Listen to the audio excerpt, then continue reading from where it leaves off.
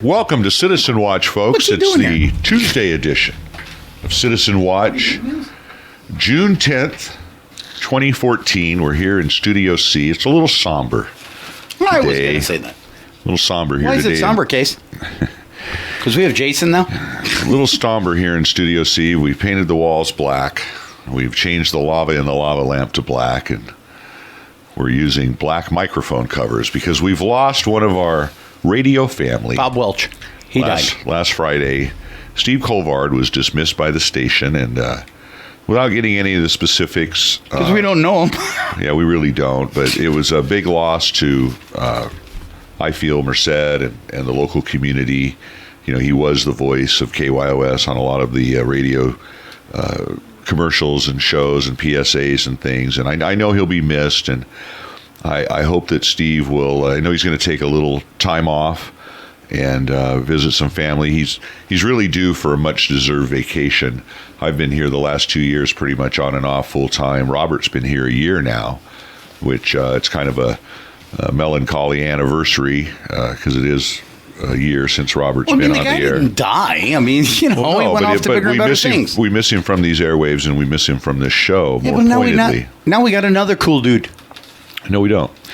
We have. Well, we do, but we have a new engineer, and we appreciate the station continuing with the show in that regard and allowing us to continue this forum. I really have to be honest with the listeners out there. I don't know in what form or fashion the forum will continue. If we'll be on 2 days a week, if we'll be on the same 2 days. You know, management is still trying to determine the final direction for KYOS, and again, we just appreciate them letting us continue with this forum during this time of transition.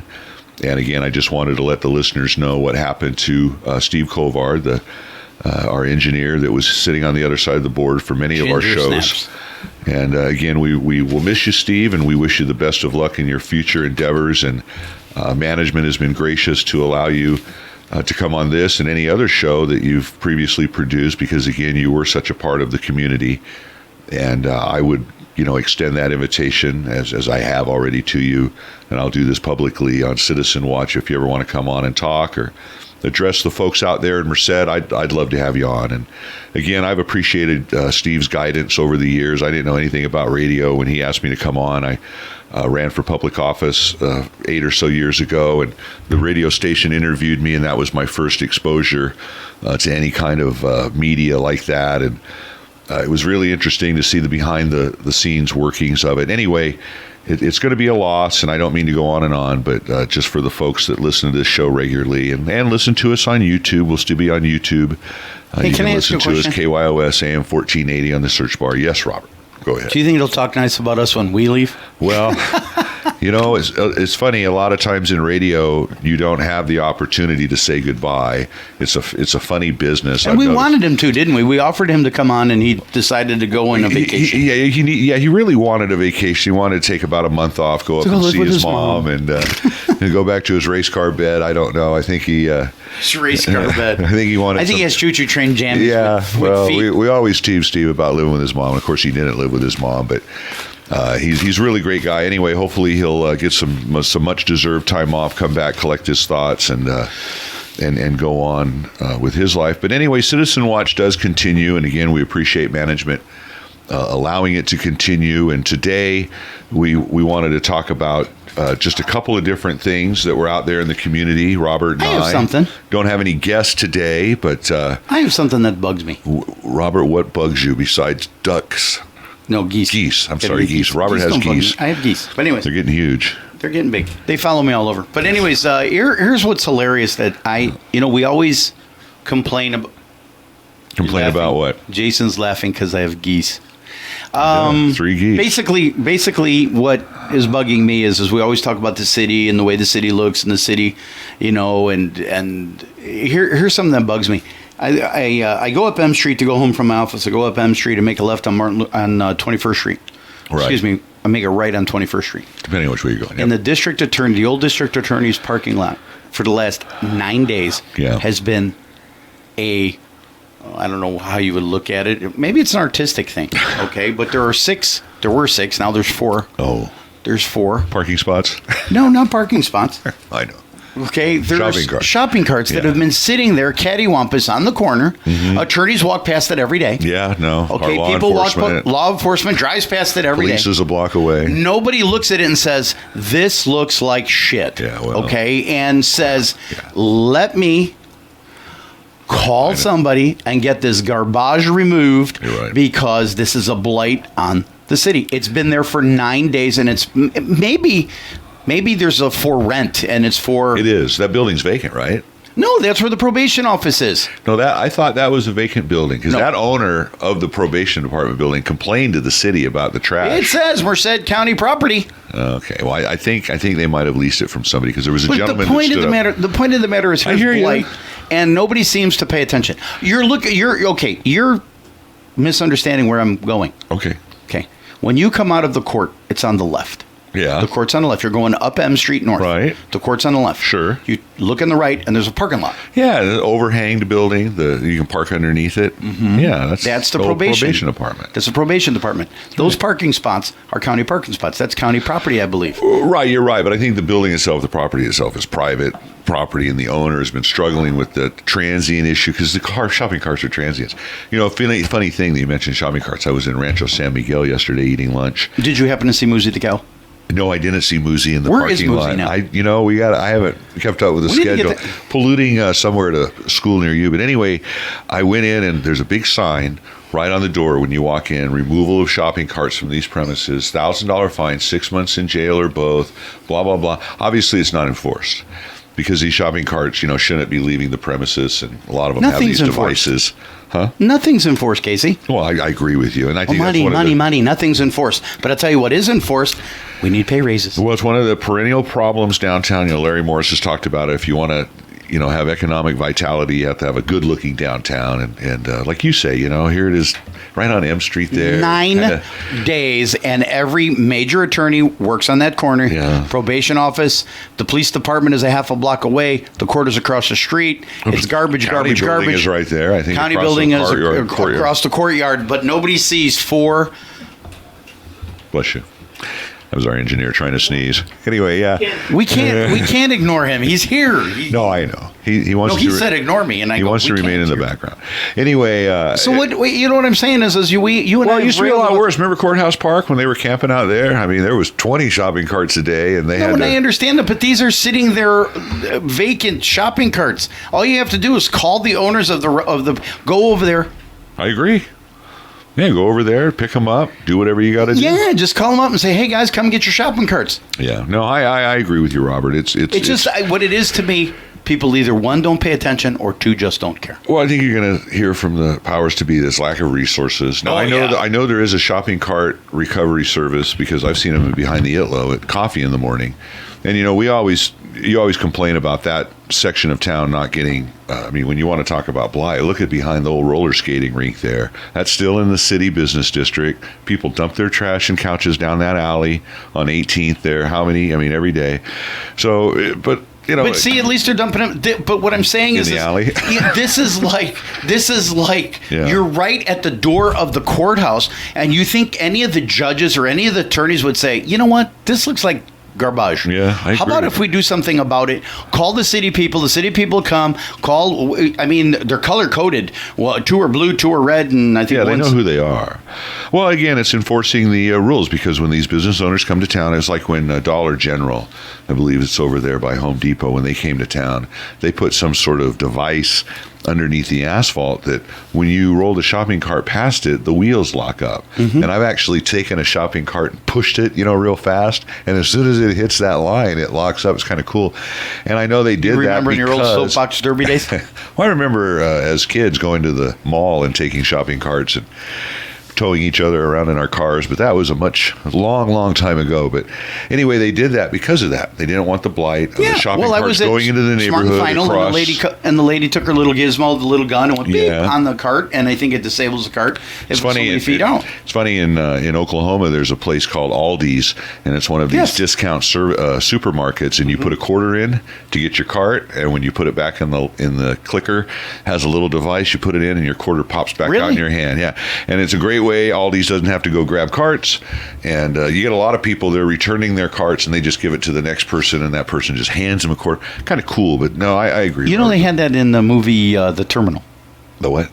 It was a movie in the terminal, and he figured out it was Tom Hanks got caught in a terminal. Oh, where you rent the luggage cart thing? Right, and he would go to the luggage cart thing and take all the quarters, and then they disabled it because he was living on the quarters. Living on the quarters? That's a kind of a smart thing. I've seen people do that to well, that's how phones. they, my mom, that's how they used to panhandle in Chicago. They would hustle your carts. You're coming out, you're a lady. They'd say, ma'am, Right. can I take your cart? You give them a couple of bucks, and they actually feel like they worked for their money. Yeah. They didn't sit there and go, 50 cents. Yeah, I saw a guy at the off-ramp of Childs Avenue, and it said, supermodel girlfriend is costing me too much. Anything helps, And I looked at it, and I said, I can understand being funny in your signs, but, supermodel girlfriend, let's be realistic, So anyway, it was kind of... I just think it looks terrible. No, it does look terrible. The blight, we talked about how Norm, months ago, we were happy with the blight reduction. Bear Creek, they were camping out along the creek bank. Did a good job. And he seemed to get after him.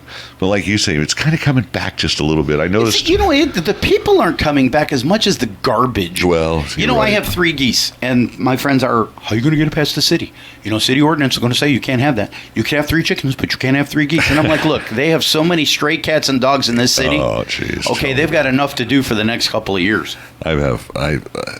Stray cats and dogs Don't you are have a a stray perennial deer? problem. We have a lot of people that...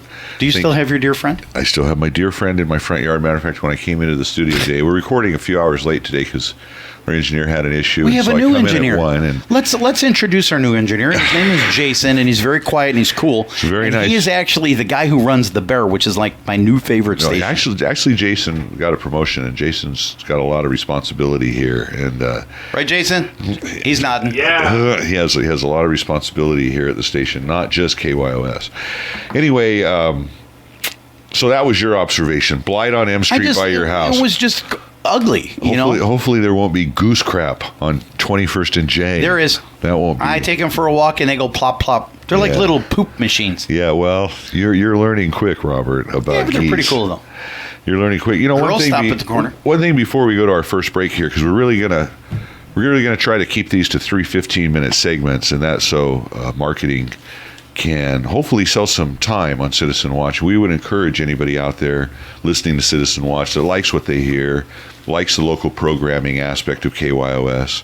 I would encourage you to call sales and marketing and just let them know, hey, we support Citizen Watch. We like what they're doing, like to keep them on the air. Anything you can do with that would be great. So we like to leave time for commercials. And before we go to our first commercial, I wanted to talk just a moment about the shooting that happened in Las Vegas, the 2 officers that were eating lunch. Yeah, and what having happened been to a that? reserve officer myself, and what they call Code 7, when you sit down and have a break to eat, these folks went into a CC's Pizza, obviously getting some cheap food, and like most officers do. And these 2 individuals came in and decided to kill these officers, cold-blooded, ambushed them. And basically, when you put on that uniform, you're a target. You might as well have a bullseye on you. I remember a exercise we had in the San Diego Police Academy where we were all called into a meeting, and you're sitting in a big conference room, and a guy comes in with a camera, and he just starts taking pictures of people. And you're normally talking before a meeting in a group, and the conversation dies down, and you could hear a pin drop after about 30 or 40 seconds. And this guy's just walking around, not saying a word, taking a picture of different officers. And he stopped, and he goes, okay, what was the purpose of that exercise? And of course, nobody knew. And he goes, the purpose of it is when you're out in public, you are the focus of every citizen out there. If you're in Why a crowded... is that? Is it because of who you represent or how you look? Who you represent, how you look, the uniform, obviously. I mean, we have a thing about uniforms. We put people in uniforms that we put in power. Girls do, remember? Girls love guys in uniform. We've always heard that about cops. And anyway, it's one of those deals where you are the focus. And so these 2 individuals, it wasn't who they are. It wasn't that it was a father of 3. It wasn't that it was a 40-year-old married gentleman. It was because they wore that uniform. And it really is sad that our society has come to that. Obviously, these 2 individuals were very disturbed. They ended up killing themselves. And it just goes to show you why there's this animosity. People don't understand cops sometimes. They go, man, I ran into this cop and he was real standoffish and he wouldn't shake my hand, or, he just treated me like dirt, and, I wasn't a threat to him. Well, they don't know. And this True. just goes to show you how you just don't know. Here you are in CC's Pizza. These people probably walked up to him. I know that I would have been, yes, can I help you? You know, you need a ticket signed off. But if you were Bob Luna, you would have known everybody in that CC's Pizza. You know, I don't know if he Do you has agree or anything- disagree? Because that's been I agree with what you're saying, because police officers, to me, they always look at you like you're either a perpetrator or a victim. Victim or a suspect. Victim or suspect, and I always rail and just brag about Bob Luna, who was a down beat officer who knew everybody knew him, and he seemed to have the pulse of what was going on. And my attitude is it better to be suspicious? Yes. And be askance and be distant? You have to be. Or You have to be is suspicious. it better to be... Especially people you don't know. Now, if I see you coming up and I know Robert Tomasetti, that's one thing. But if you have a stranger coming into a restaurant, you don't know if they're asking you to sign off a ticket. They don't, hey, directions to the strip. You know, you're a public officer. Again, you have that uniform on. You're a focus. You're a target in a good and a bad way. People come to you for help and when they want to harm. Look, we got to go to our break, folks. Again, I blew our break by a minute and a half, but we'll be right back after these words. Stand by. Welcome back to Citizen Watch, the second segment. We're watching Jason eat some food from Rancho Piccolo, trying to figure out what it is. On Tuesday, the 10th of June, 2014, we're into the summer, and boy, is it hot. Record heat yesterday in Merced, 106, 108 degrees. I don't know. It was one or two over the record, I believe, but it was very, very hot. Yes. You know, I was talking wait a minute. Record blew it away by 10 degrees. I don't know about 10. High yesterday was 107. The record high was 97 in 2008. And Interesting. Well, that was very hot. I believe you, Robert. I know in Fresno they were looking for 108 to be a record, but that's Fresno. Look, folks, I was telling you, if you're interested in advertising on KYOS, on Citizen Watch, any of our shows, I wanted to give the number out to Radio Merced. It's 723-2191. And just ask for sales. Ask for advertising. Tell them you like our show. Ask for Ray Kellner. Ask for Ray Kellner. I think Diana over there heads up sales. There's a lot of good people over there in our sales department. And again, we would encourage people to support what we do here at the Voice of the Valley. Since 1936, I think KYOS has been on the air. And we're really glad to have it here. I think it's an asset to the community. You know, one thing that I saw in the paper, Robert. Air quality was good? We're talking a little bit about the cop shooting in Las Vegas and, how police perceive people and why people may not really understand why the cops are so standoffish. And, one of the things in our local sheriff's race was improving the relationship between the citizenry and the sheriff's department. CCWs have been an issue, allowing the citizens to arm themselves, to protect themselves. And I think all of these things come into play, how the police force interacts with the local community. I think our community has a very good interaction with our police force and our sheriff's department.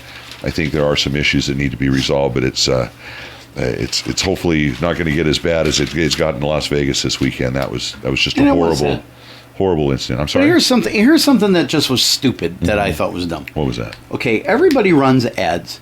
Ads are run by money. I have a gun shop and I want to run an ad, and I run an ad. Yeah. Okay.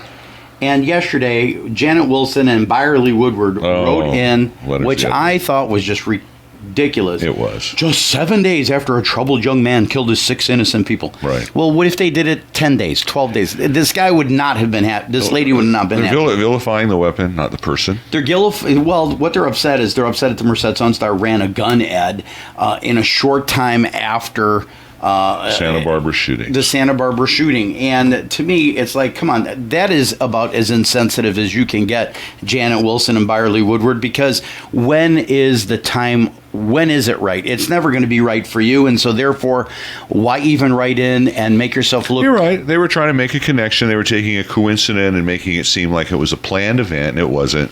And it just goes to show you that the people on the anti-gun side, again, vilify the weapon and not the individual. And we had a shooting today. I didn't know, somewhere in Oregon, I don't know where it was, another school shooting. Shooting every day. Exactly. It just seems to be getting commonplace now. You have because a lot of you know copycats. Why? You know exactly that, Casey, because what there are is they're on TV. Yes. Look, we can go out in a badge of glory. Everybody remembers Columbine. Everybody remembers that. Right, they remember our Matrix look. Let's go out and take as many with us as we can. And you're going to stop that by how? You can't. You can't put the genie back in the bottle. It's like I think there was a school knifing in China not that long ago. 21 some students knifed. I think there was a railway or a subway station knifing. Again, folks, it's not the gun, it's not the knife, it's not the car, it's not the bomb. It's the individual and the motivation behind it, and that's what we really should be attacking. But one thing I noticed in the paper this last week was a couple things from our county supervisors, and we always love. Robert and I always love to talk about stupid is as stupid does. Our friendly county board of supervisors up there at 2222 Peyton Place, as I like to call it, in honor of Miss Deidre Kelsey and some of the shenanigans that go on there. But this time, the offenders are Lynn Davis, short-time Lynn, and hey, he made his promise true. He made his promise true. He said he would only run for one time, and he did. And one time. Prophetic, as Robert said. And then, of course, our favorite unopposed supervisor that was reelected without opposition, Big Jerry O'Banion. West side is the best side. You know, Jerry, we noticed a few weeks ago where they did some background checks on some of the frequent flyers, the frequent speakers, the gadflies, as people like to call them, that stand up before the city council and the supervisors. And, I don't know, they sometimes rub people the wrong way. And evidently these supervisors felt a little threatened or wondered what their motivations were. And they had Caballero over there, the sheriff's department, acting Sheriff Caballero, Tom Caballero, run some backgrounds on these individuals. And that was met with, we heard Lenny say, I wouldn't have done it. And I think the other candidates He said it was wrong. I think the other candidates probably felt the same way. I'm sure Vern feels the same way. But let me ask you a question. But the last thing they did, yes. Well, let me go out on a limb here and try to tie something together. Go on a limb. People sometimes who do these shootings and these weird things say nobody listened. Yeah. I know when I had my Bank of America situation, I'm telling you, there's a time when you want to rip the cord out of the wall because nobody's listening. Right. And I'm wondering if allowing these people, these rambunctious people, time to talk and do their rant, maybe that's a good thing. I think it is a good thing, and it's part of the public process. The city went through this. What we're talking about, folks, is Jerry O'Banion, in his infinite wisdom, said, look, I want to cut the public comment public comment session down from 5 minutes to 3 minutes. Give the so we can get out of here faster. Right. 45 minutes is too long for me.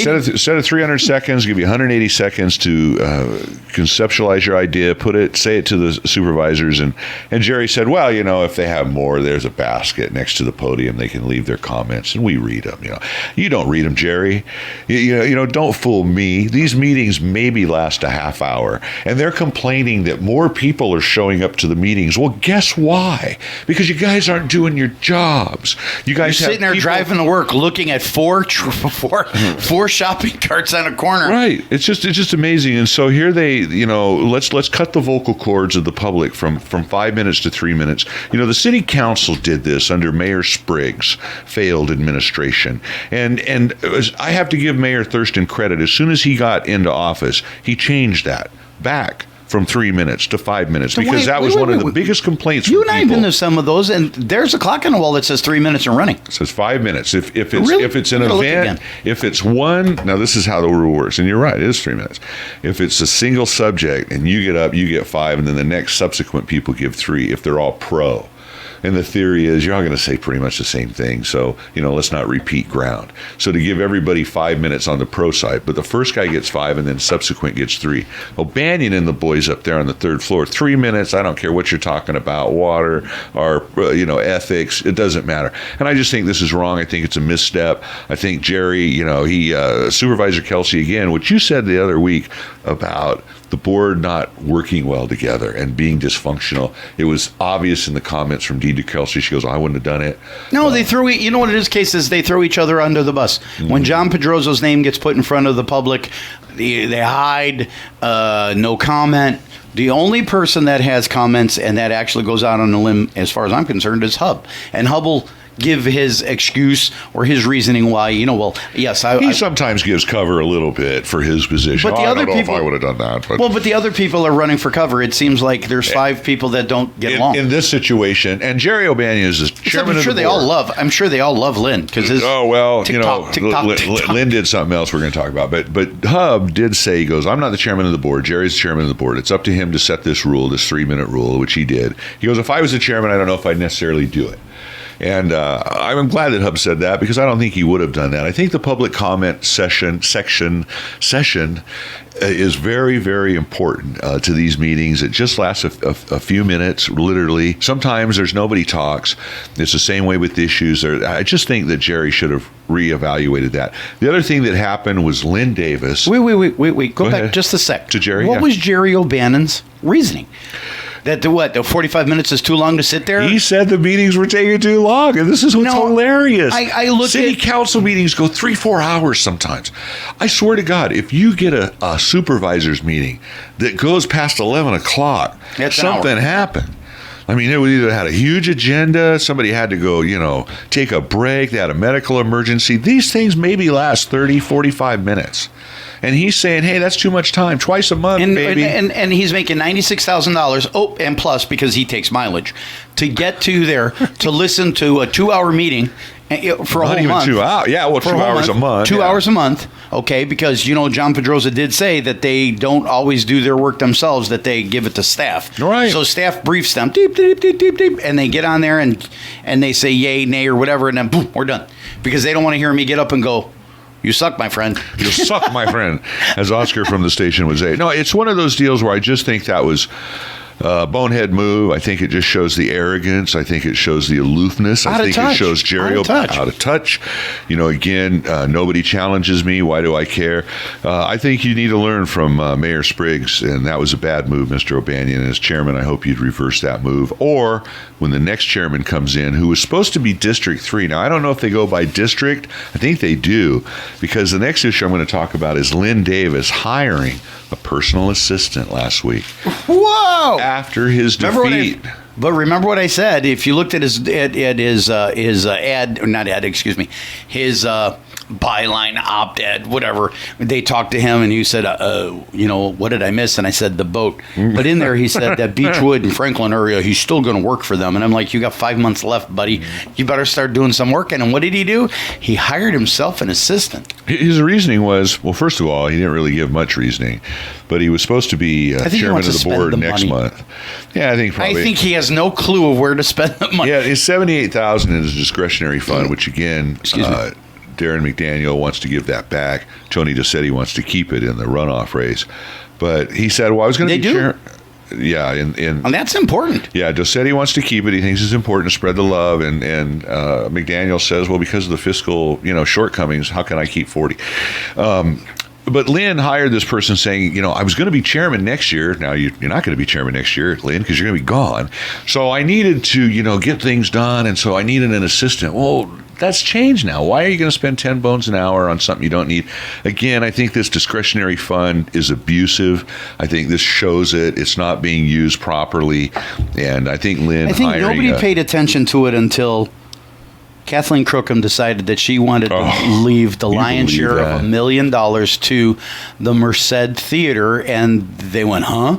And I think that's when people started looking and saying, what? Yeah. Now, when I talked to Al Bardini, who was a supervisor in the 80s, he said that they didn't have much of a discretionary account. And they made, I think, $30,000 a year, and part of it was for managing the county hospital. That's right, the hospital, and now all MCMC. of a sudden, here you see, let's give ourselves pay raise, let's give ourselves, this is why we have all these entitlement packages, we have pension spiking, we have $40,000 discretionary fund. Now, I will say that I've talked to Jim Tassone, who runs a food bank program that John Pedrosa supports. That's nice, but I don't understand why John Pedrosa gave any money to Castle Air Museum's or Castle Air Force Base's marquee sign. That should have been Lynn Davis's. He had $78,000 in his account, $78,000 in his discretionary account. And you bring up Kathleen Crookham. I know Kathleen has some heartache over my comments about this, and but I agree with you. I think $1 million of, at one time the supervisors got $100,000 a year discretionary funds. Now with the tough times, it's got down to $40,000 a year. 100 G's? It went from 100 to 60 to 40. And when Al Bardini was Albie, as we like to say, Al, he didn't have anything. And they did a lot. They actually worked for that, and it wasn't no $96,000 a year either. It wasn't. So anyway, this discretionary fund, didn't we learn, Lynn, the last go around about assistance, what Mr. Pedroso went through. But here's the funny thing about this, though, Case. Think about this. When I go places, I see Al Bardini and I see old timers, and I see there the Joey so and so, Mr. however you say DePurtis, you're right. DePurtis. He was the architect. Yes. Look at this building that we did, and look at this building that they did. And I'm like, I don't remember any buildings that we've put in the last 10 years. No, I think DePurtis did a lot of architectural work out at Merced College, actually. But what I'm saying is it's like what are we paying? What are we getting? For the supervisors, well, that's been my complaint on this show for years, and I think this is just one example of being out of touch. Here you are, a lame duck supervisor. You got 5 months left in the saddle, and you hire an assistant for what possible purpose? To clean out your desk drawers. I mean, you're not really probably to read old emails. You haven't really addressed anything in the 4 years you've been there. We heard from people. Never once has a tenant been contacted by Lynn Davis out at Castle. At Castle, we basically, Castle is a ghost town. They hold it up as a victory that Google is out there with 30 acres. But let me ask you a question: if there was anybody out there, Google wouldn't have been there because there would have been. I mean, they'd be running into things. No, exactly. But now they got this big empty space that they can run a car that's driving around. The Death Valley of Merced. And I love how Hendrickson spins it. He goes, well, maybe we'll get some technology, and there's 12 people out there. And sure, it's called the B-52. Yeah, I really, oh my gosh, Mark Hendrickson just makes me laugh. Well, Hendrickson, Lynn, the whole thing, about this castle and the development. It's funny. Today is the 19th year anniversary since Castle has been closed, and in 19 years, it's the 20th year since the OJ. That's exactly right. Riding on the highway. Riding on the highway. So there's something that always bugged me about the OJ thing. Hey, look, you know what? Before we get into that, real quick, what bugged me was the fact that they chased his butt all over the place. Right. You and me, they put out a strip, blow away our car. We'd be laying on the sidewalk with blood coming out. Well, they didn't know if he had a gun. He was holding it to Al's head. But anyway, look, folks, we'll be right back. Stand by for the third and final segment of Citizen Watch on KYOS AM 1480. Welcome back to the third and final segment of Happy birthday, Natalie Portman. Of a somber Citizen Watch here on KYOS AM 1480, Merced, California. The voice of the valley, the power of local radio since 1936. Here in Studio C, well, not since 1936, but we've been here in Studio C a couple of years. It's Robert's 1 year anniversary, plus or minus a couple of weeks since I asked him to come on this show, fill in for me when I went out of town for a while, and then I ended up calling in. And came back. Three of us did a show, and I'll tell you, it's one of the best decisions I ever made. I remember suggesting... Oh, stop, and let's move on. That we bring Robert in, and we had so many detractors. You just want to come and see my geese. Mark Payson Who's gone? John Pedroso came Who's in trouble? And they begged Steve not to bring you on the air. Well, and I said, you know why? But guess what? Because they are afraid. But guess what? Of how good the radio is going to be with this guy. Guess what? And Robert has been, by far, the most popular personality. Hey, but guess what? John Pedroso is always in the paper, and it's negative. Well, Mark Payson is gone. Steve Colvard is gone. We are still here. I don't think old Stevie had anything to do with that, but it's one of those deals where they're gone. I still stand by my decision to have Robert as my co-host. By your man. That scares me. And so I know, and the way you say that really scares a lot of people, but I really I think it's been a wonderful run this last year, and I hope we can continue. And I thank you for even entertaining coming on with me. I know my original intent was you as a sports angle, because people maybe not see it on this show, but if you know Robert, sports. He is a sports nut. And I'm still in somber. Hey, my brother Vince wants to know what happened to Velvet Sledgehammer. Momo the Roach we're going to bring question. On. Yes. Who the heck is Brother Thaddeus? Well, I don't know. You come up with these names, these alter personalities. I say you're like the male Sybil sometimes. I think you have multiple personalities, but I'm glad Robert is here, and he adds something to the show. It's funny, going around town yesterday, we were over at Chipotle having a burrito, and man, if you've never been over there, those burritos, are they good? Huge. And you know what? I'm not a fan of Mexican food, and they do that fajita burrito that I just... They do the healthy version of Mex. And anyway, we were over there, and this guy was going through the line. He was huge. He was like 6'6". Bigger than you? With his girlfriend, yeah. And he was going through the line, kind of looking over at us, and we were talking, Robert and I remember his last name was Brown. Yeah, exactly. And he came through and he goes, "Hey, I forget what he initially said, something about, I'm really glad to hear you guys on the radio." And he said something about us eating dinner together, hanging out together. And we looked at each other and go, huh? Yeah, he goes, "You're on the radio together and you eat dinner together." And it's like, okay. And I thought Robert knew him, and Robert thought I knew him. But anyway, ran into a fan. And again, we appreciate our fans out there. So I just want to take a brief moment, I guess 3, telling people that it's Robert's anniversary and really, really appreciate him having here. And where's my cake? Did you buy me lunch? Well, what kind of anniversary is this? I did buy you lunch last week. Something, don't you? Of course, you paid me back, so I guess I didn't really buy you lunch. But if people do want to hear any of our old shows, you can go on YouTube and type in. And you know what? I got to be honest. I never really paid attention much. YouTube? No, to our radio shows. And I'm not Spanish, so I don't know Mejia and Radio Lobo, right. Except Oscar. And I got to be honest with you. Jason does a great job. He's our new engineer. And he does a great job with the Bear, 92.5. The Bear has done phenomenal, and I love it. He taught me Shazam, because what I'll do is I'll come in like a week later, Jason. Now, what song did you have on Saturday about noon? And he's looking at me like, what the heck? So he showed me Shazam. Oh. So now I'm hitting Shazam and listening to it. And then I read his stuff, and I'm like, who cares about Soundgarden? You got new stuff going on, man. Yeah. You got new tunes that I just love. They're pretty good. Counting Stars is my newest favorite one. I like that song, too. Instead of counting dollars, we'll be counting stars. But anyway. And did you notice? You had a thing that you and Steve were doing about something that makes me stronger. Whatever. Things that what doesn't kill me only makes me stronger. That's in 2 songs.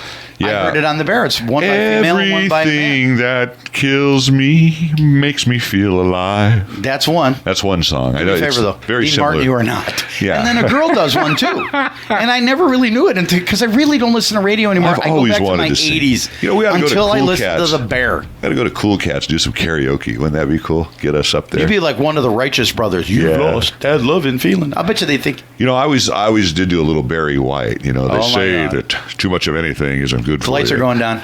As many times as we've loved and we've made love and shared love, I just don't know about that. Anyway, I really love the Barry White, and it's because you got his voice. He unfortunately died of diabetes. Bowser.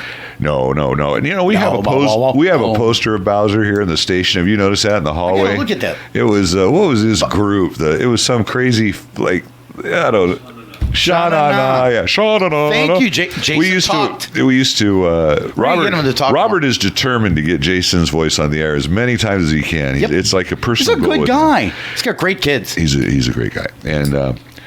And anyway, so one of the things I noticed, summer, we talked about the record heat, and what they did, and I don't know if Mr. Pedroza, maybe Robert would know on Pedroza Watch, if he was instrumental in opening McNamara this year again. I think they put aside some dollars for that again. I think they did, but I hear it's in trouble. Well, what I hear is in trouble is the soccer field. This AstroTurf I'm going to look into that for us because Andrew Haskins, he's one of the owners of Golf Depot. He's an owner with his father and his twin sister, Sandy, they're great people. And he talked to us about this turf and the bidding process and how it was going to get screwed up. And he saw it coming. And I just thought, and I'm going to be very honest. And evidently it's honest. I looked at him and I thought, oh, here you are just whining because you didn't get the contract. Yeah, what we're talking about is the $2.2 million addition. 2.2, folks, million of your tax dollars over at McNamara Park for new AstroTurf soccer fields. And what he did is he complained and he said they didn't do this and they didn't do that. And he goes, if you think I'm kidding, go look over by St. Patrick's, the church. And we went over there and that stuff is just it's a disaster. Yeah, Who signed off on that? So when he was telling me this, I'm thinking, okay, Andrew, you're probably just disgruntled. And he goes, it's got to be done this way. And he seems to know what he's talking about. And he tried to get Josh Pedroza and he tried to get the ear of Mike Murphy. And it went bad. It went south.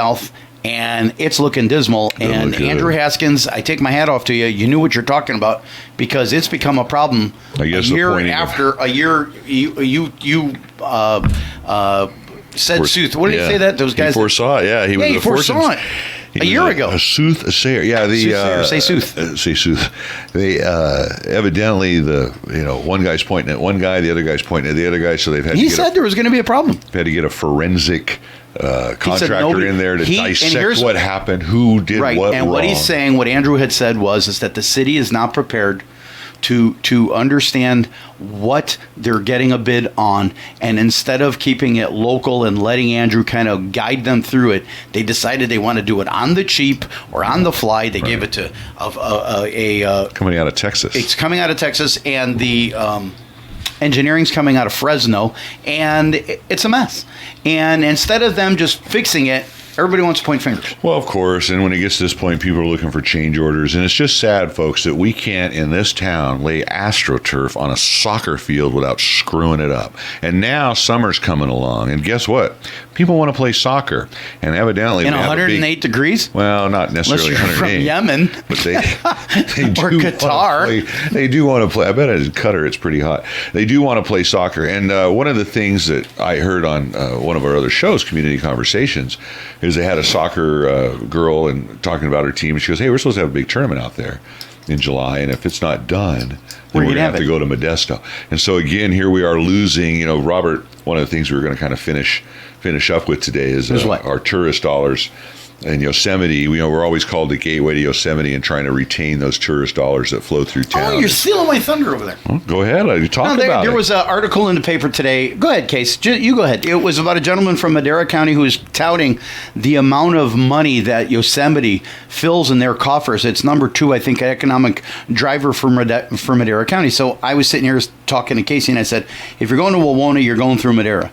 Okay, Highway 41. If you're going to Tioga Pass, you take 120. Mm-hmm. But 80% of everybody goes to the floor of Yosemite. Eventually. And why is it that we are not making record-breaking dollars?